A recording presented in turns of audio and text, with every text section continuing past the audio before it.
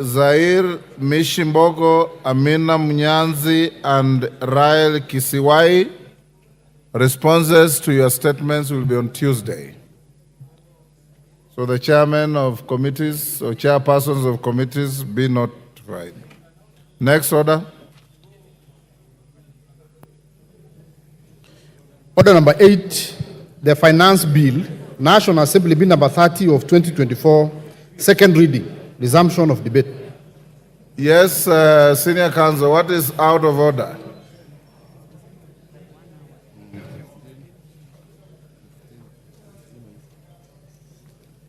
Yes. Could they give me... Thank you, Mr. Speaker. Mr. Speaker, I rise under Standing Order number 252 in terms of access to the House. Mr. Speaker, it's been brought to our attention that our colleagues in the Senate, some of them are interested in accessing the public gallery or the Speaker's gallery to observe our debate, and that they have been refused access. Could you, Mr. Speaker, give direction that the public gallery and the Speaker's gallery should be accessible not just by the senators, but by any Kenyan who cares to come and listen to our debate and our voting? Thank you, Mr. Speaker. Order, honorable members. Honorable Otienda, I hear you. Honorable members, you will recall that during today's morning sitting, Order Kiborek and your team, Deputy Speaker, take a seat. Go to your seat.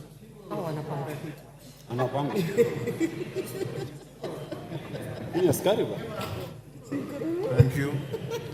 Honorable members, you recall that during today's morning sitting, the leader of the minority party, the Honorable Pio Wandai, EGH MP, rose in his place and sought guidance on an advisory from the Cabinet Secretary for the National Treasury and Economic Planning on the measures of supply and ways and means currently being considered by the House.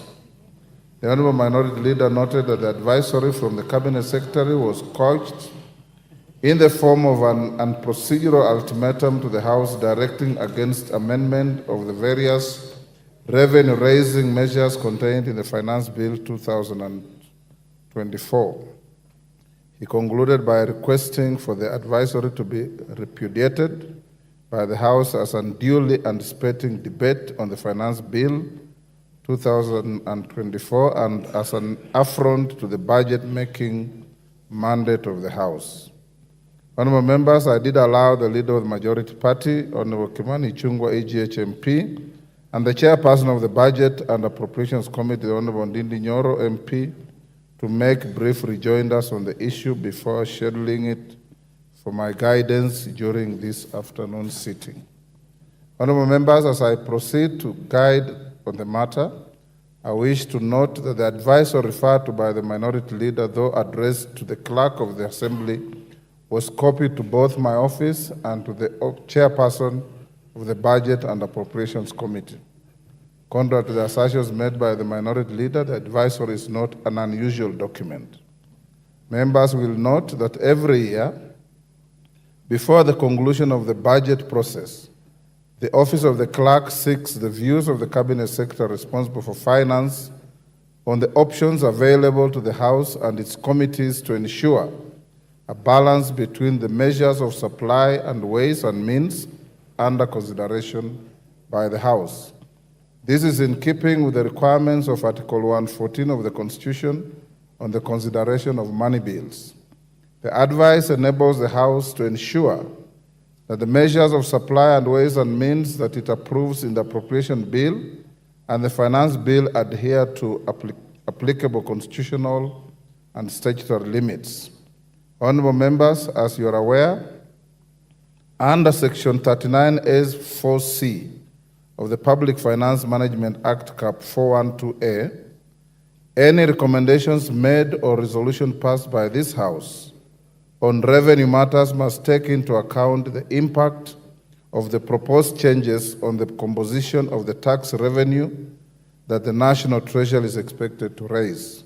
Additionally, honorable members, under Section 45C of the Public Finance Management Act, the House is under an obligation to ensure that the total amount of revenue raised is consistent with the fiscal framework that it approved during the budget process. During its consideration of budget proposals, the House must strike a balance between the supply of monies that it appropriates for the national government and the ways and means of financing such expenditure.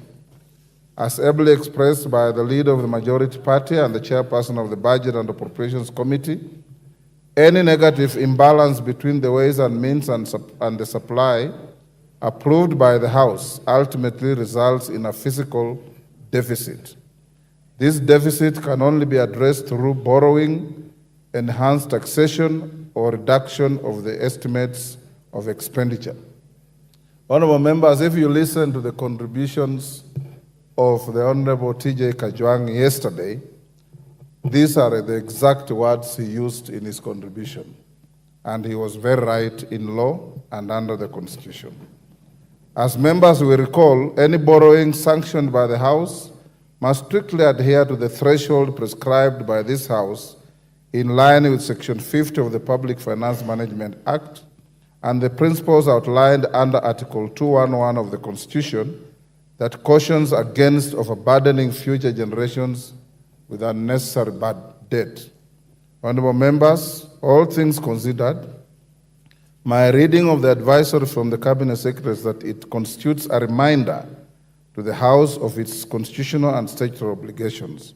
I do not view it as a directive in the manner argued by the minority leader.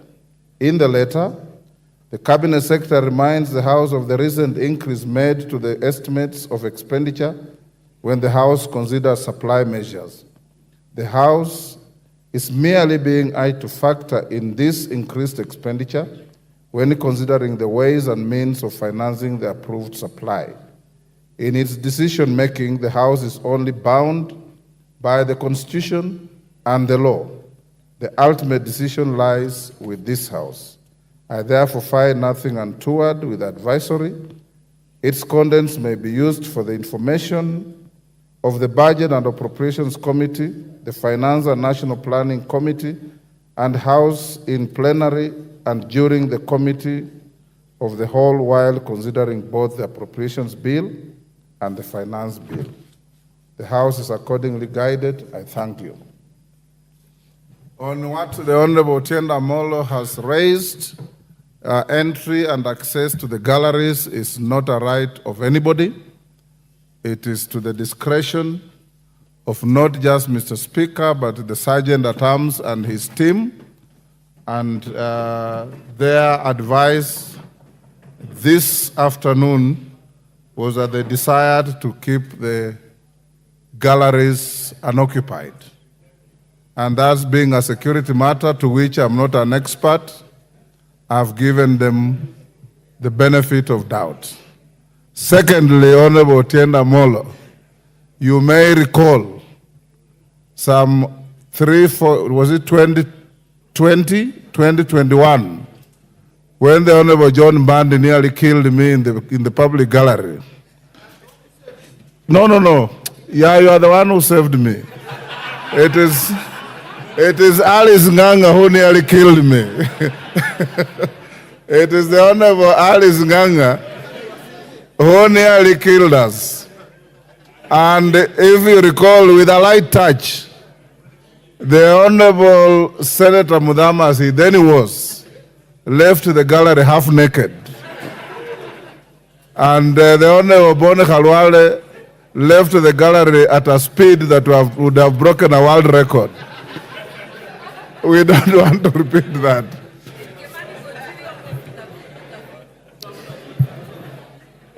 Honorable members, now we go back to the bill.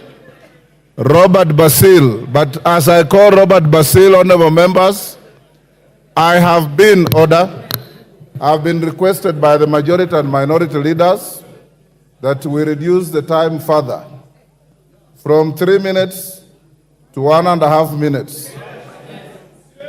Robert Basil. Thank you, Speaker. The time is too short, though. From onset, I reject the bill because it's very clear Generation Z, they cannot, or they want to say elastic limit on taxation has been reached. So we need to listen to the cries of the citizens and do like what Ronald Reagan in the US did. We cut taxes and we cut government expenditure. So, Mr. Speaker, if you look at some of the taxes, for example, if you look at the excise duty on coal, the 5%, in principle, Mr. Speaker, what it will do is going to kill cement, clinker manufacturing industries. And with that, we are going to lose jobs, lose revenue, and will not be able to realize the target. Additionally, the import declaration fee, Mr. Speaker, that has been raised from 2.5 to 3.5% is going to be moved to the final consumer. And since we import most of the items, for example, medicinal drugs, Mr. Speaker, it means hustlers and the poor patients will not be able to afford medicine.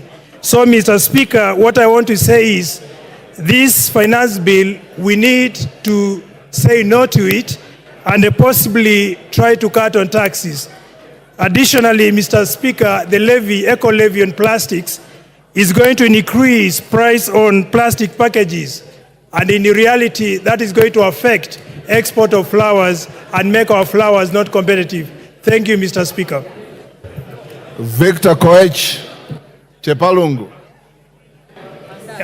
Thank you so much, Mr. Speaker.